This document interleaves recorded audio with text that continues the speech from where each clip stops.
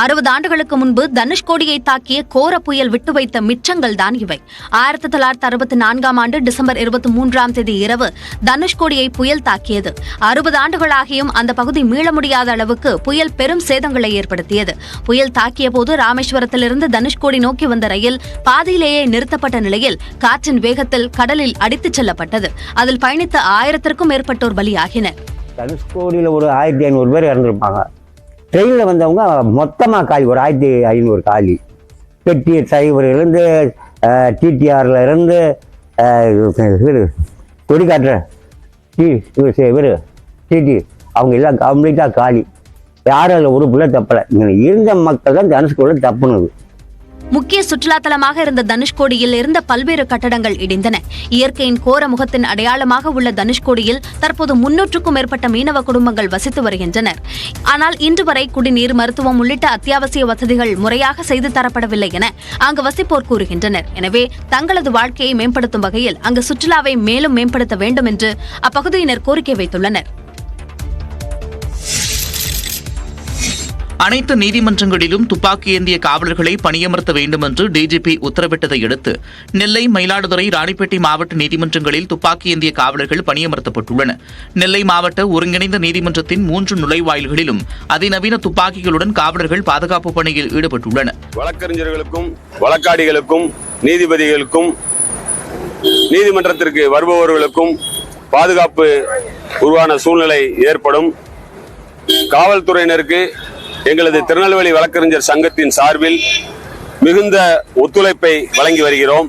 மயிலாடுதுறை ஒருங்கிணைந்த நீதிமன்றத்தில் ஏற்கனவே ஆயுதப்படை காவலர்கள் 5 பேர் வழக்கமாக பாதுகாப்பு பணியில் இருக்கும் நிலையில் காவல் உதவி ஆய்வாளர் ஜான்சிராணி தலைமையில் பிஸ்டல் ஏந்திய காவலர்கள் பாதுகாப்பு பணியில் ஈடுபடுத்தப்பட்டுள்ளனர்.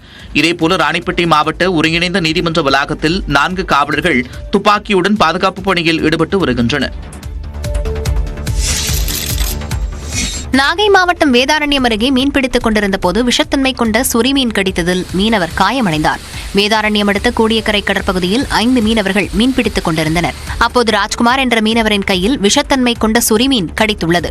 இதையடுத்து கடற்கரைக்கு அழைத்து வரப்பட்ட ராஜ்குமார் வேதாரண்யம் அரசு மருத்துவமனையில் சிகிச்சைக்காக அனுமதிக்கப்பட்டார். கடித்த உடனே தெரியாது, ஒரு நாள் அடுத்த 24 ஹவர்ஸில் பார்த்தீங்கன்னா ஒரு அரிப்பு வந்துக்கிட்டே இருக்கும், தடிக்கும், உடம்பே அப்படியே உரிக்கிறோம். அந்த மீன் இன்னைக்கு வெள்ளப்பள்ளம் நம்ம ராஜ்குமார் அண்ணனுக்கு மீன் அந்த மீன் பட்டதில் ரொம்ப பாதிப்பு அடைஞ்சிட்டாப்புல. கடற்கரை பகுதிகளிலும் மீன் விற்பனை செய்யும் இடங்களிலும் சொறி மீன்கள் இருந்தால் அவற்றை தொட வேண்டாம் என மீனவர்கள் அறிவுறுத்தியுள்ளனர்.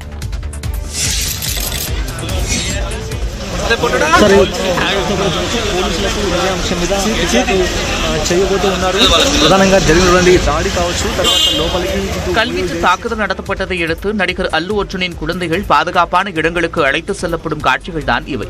தெலுங்கானாவில் கடந்த 4ஆம் தேதி புஷ்பா 2 திரைப்படத்தின் சிறப்பு காட்சியை சத்யா திரையரங்கில் நடிகர் அல்லு அர்ஜுன் பார்க்க சென்றபோது கூட்ட நெரிசல் ஏற்பட்டது.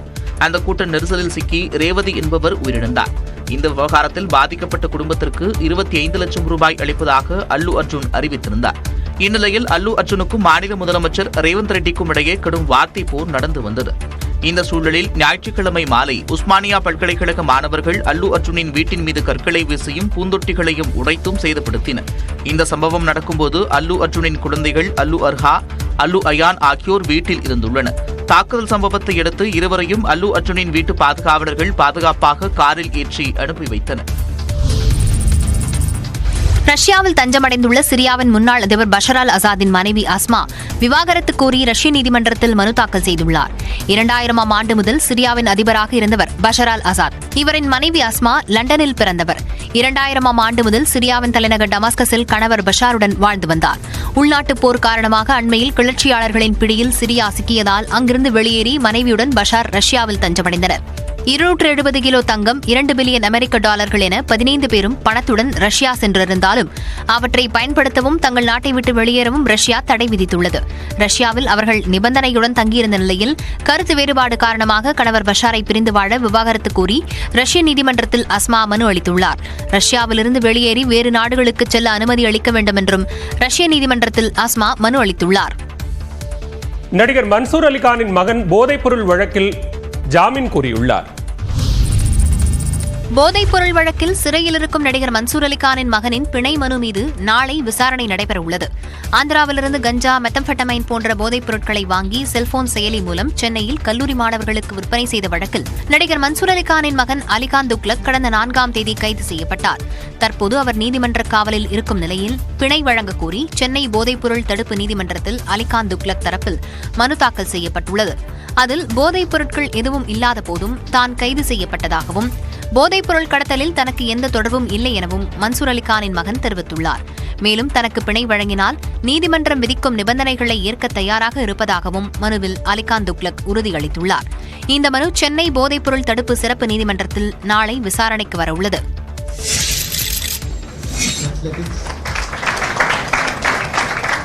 தமிழ்நாட்டைச் சேர்ந்த 84 விளையாட்டு வீரர் வீராங்கனைகளுக்கு பணி நியமன ஆணைகளை முதலமைச்சர் மு க ஸ்டாலின் வழங்கினார்.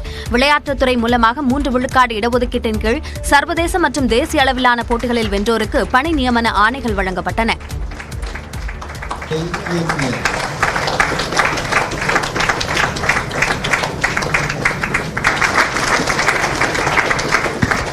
சென்னை தலைமைச் செயலகத்தில் ஊரக வளர்ச்சி மற்றும் ஊராட்சித்துறை அலுவலர்களின் பயன்பாட்டிற்காக 8,46,00,000 ரூபாய் மதிப்பிலான 95 வாகனங்களின் சேவைகளையும் முதலமைச்சர் மு க ஸ்டாலின் கொடியசைத்து தொடங்கி வைத்தார்.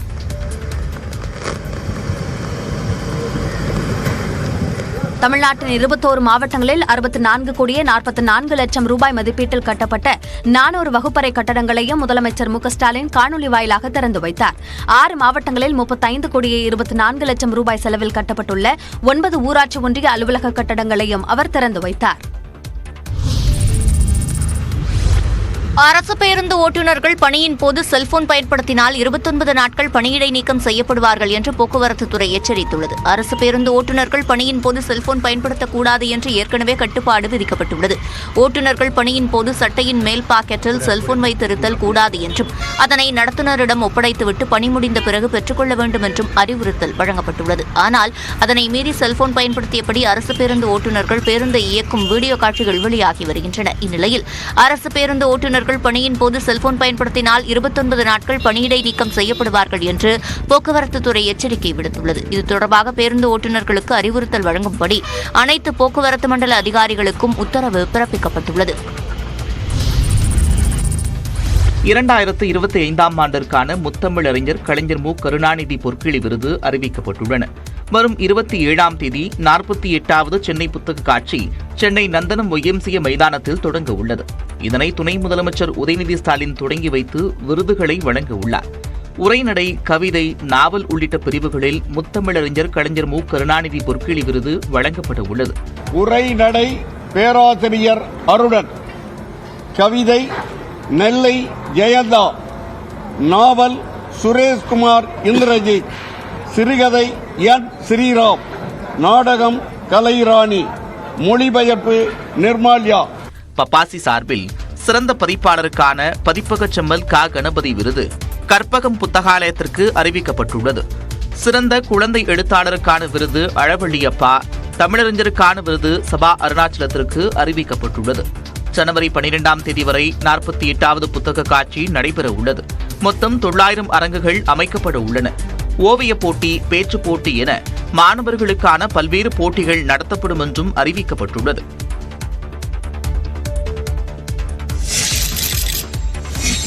சுங்க கட்டணம் செலுத்தாத அரசு பேருந்து தடுத்து நிறுத்தப்பட்டதால் நடத்துனரிடம் பயணிகள் வாக்குவாதம் செய்யும் காட்சிகள்தான் இவை. சென்னையிலிருந்து பயணிகளை ஏற்றிக்கொண்டு திருச்சி நோக்கி அரசு பேருந்து ஒன்று சென்று கொண்டிருந்தது. இந்நிலையில் உளுந்தூர்பேட்டை சுங்கச்சாவடியை கடக்கும்போது பேருந்தின் ஃபாஸ்டேகில் பணம் இல்லாததால் சுங்கச்சாவடி ஊழியர்கள் பேருந்தை தடுத்து நிறுத்தினர். சுமார் 1 மணி நேரமாக பேருந்து நிறுத்தி வைக்கப்பட்டதால் எரிச்சல் அடைந்த பயணிகள் நடத்துனர் மற்றும் ஓட்டுநருடன் கடும் வாக்குவாதத்தில் ஈடுபட்டனர். இதையடுத்து மாற்று பேருந்து வரவழைக்கப்பட்டு பயணிகள் 1 மணி நேர தாமதத்திற்கு பிறகு அழைத்துச் செல்லப்பட்டனர். திருவள்ளுவர் ஓவியத்தை காவி நிறத்தில் வரைய வேண்டாம் என்று மாணவர்களுக்கு அறிவுறுத்துவோம் என்று பள்ளிக்கல்வித்துறை அமைச்சர் அன்பில் மகேஷ் கூறியிருக்கிறார். கன்னியாகுமரியில் திருவள்ளுவருக்கு சிலை வடிவமைத்து 25ஆம் ஆண்டு வெள்ளி விழாவை முன்னிட்டு சென்னை கோட்டூர்புரத்தில் உள்ள அண்ணா நூலகத்தில் ஓவிய கண்காட்சியை அமைச்சர் அன்பில் மகேஷ் பொய்யாமொழி தொடங்கி வைத்தார்.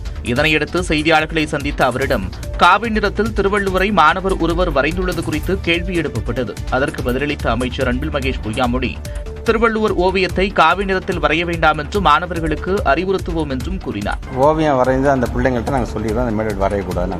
இதனையடுத்து அமைச்சர் அங்கிருந்து புறப்பட்ட பிறகு ஓவியத்தை நூலக அதிகாரிகள் அகற்றினர். இளைஞர்கள் மூலமே நாடு வளர்ச்சியடைவதாக பிரதமர் நரேந்திர மோடி பெருமிதம் தெரிவித்துள்ளார்.